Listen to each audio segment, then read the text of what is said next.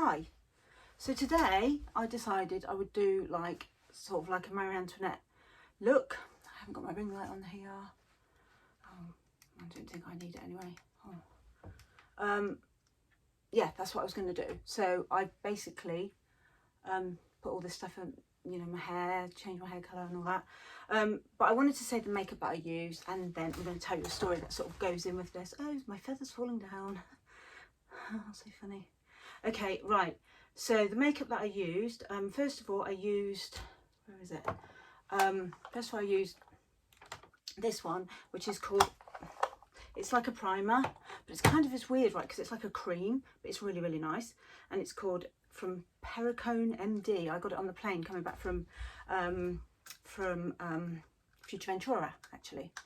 But if I show, try and open it. It's like a sort of waxy, oh, I can't really open it, but it's like, oh, there it is. It's kind of like, sort of like white, kind of waxy thing, but you put it on before you put your foundation on. It's really quite good.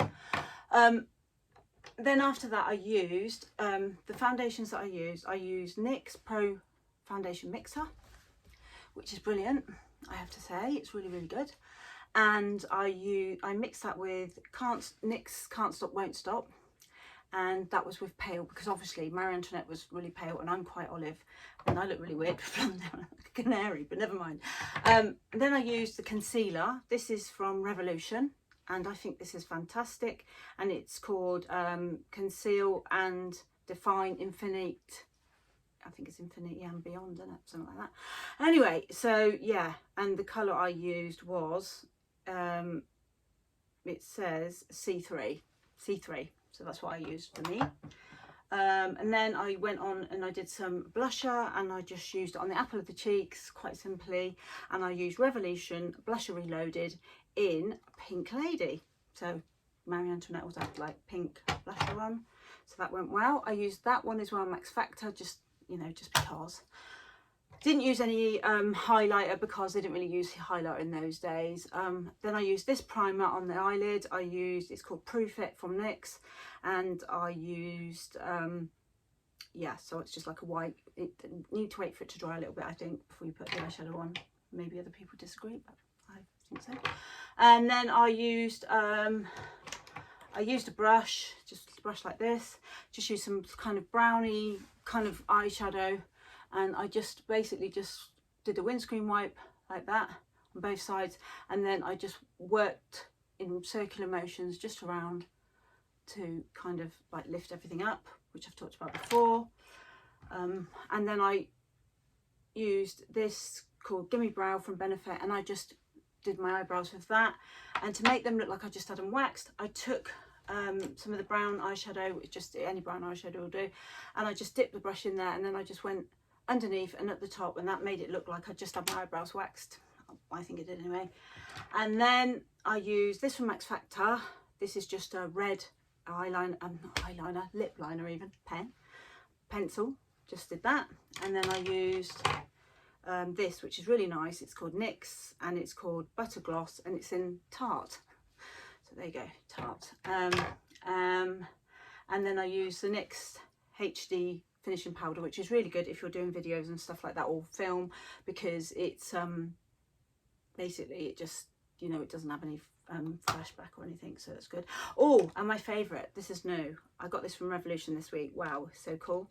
It's a winged pen. It's really good, it's really easy to use, and if you want a little wing at the side, it's really easy to use a wing. I recommend this little pen. It's only £5, Revolution. So that's what I use makeup wise. And now I wanted to tell you a story, because I only have 15 minutes on YouTube, because I haven't worked out how I can have a longer video on YouTube, so sometimes it's quite difficult. I'm going to do a story as well. So this is a story that takes place in where I live, which is Oxford in the UK. So this is how the story goes, right? So in August 1901, Elena Jordan and Charlotte Mobley took the train to Versailles because they wanted to go on a sightseeing trip.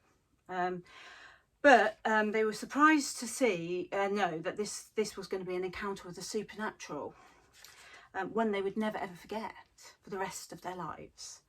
Oh, I keep saying I'm trying not to say anymore because it just sounds like I haven't got any vocabulary. now I'm saying right. So Mobley was the principal of St Hugh's College.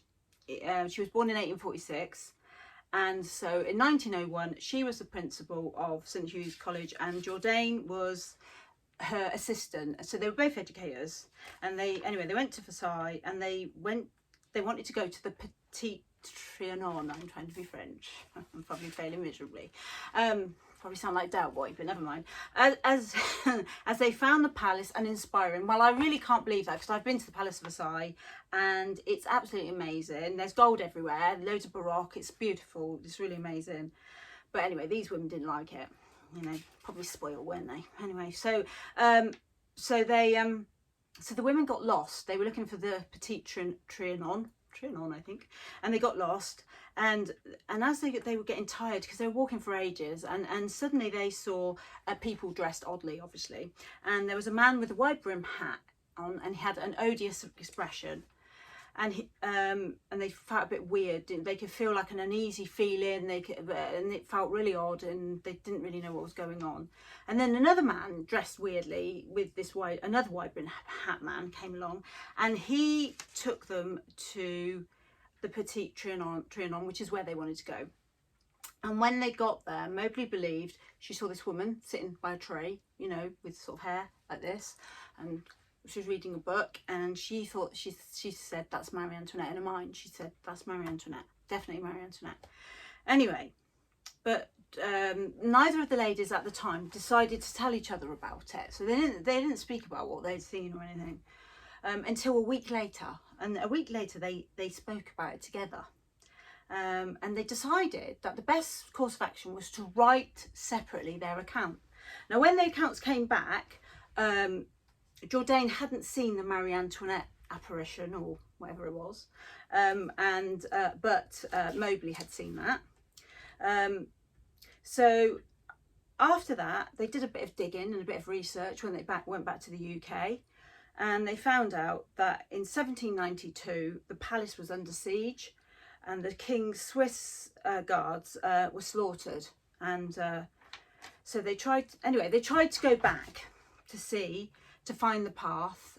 They remembered that there was a bridge and a mosaic garden, and they went back, and they couldn't find it again. You know, they couldn't ever find that again.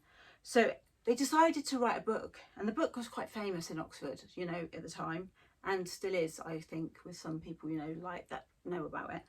And it was called an adventure. It was called an adventure, and it was published in 1911, and they published under pseudonyms.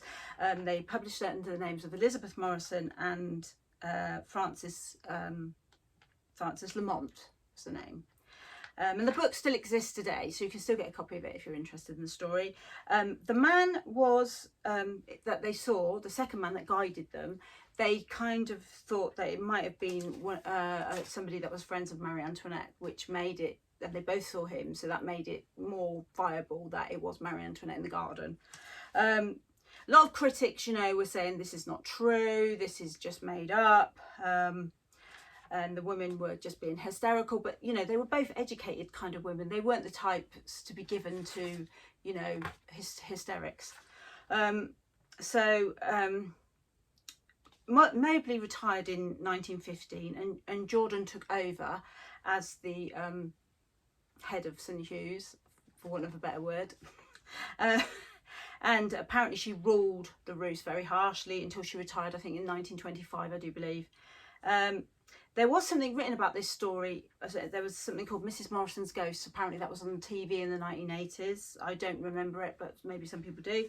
And so what people have sort of wondered sort of ever since was what happened, you know, was it true, first of all, obviously, and did they have a time slip? Now I find time slips really interesting, you know.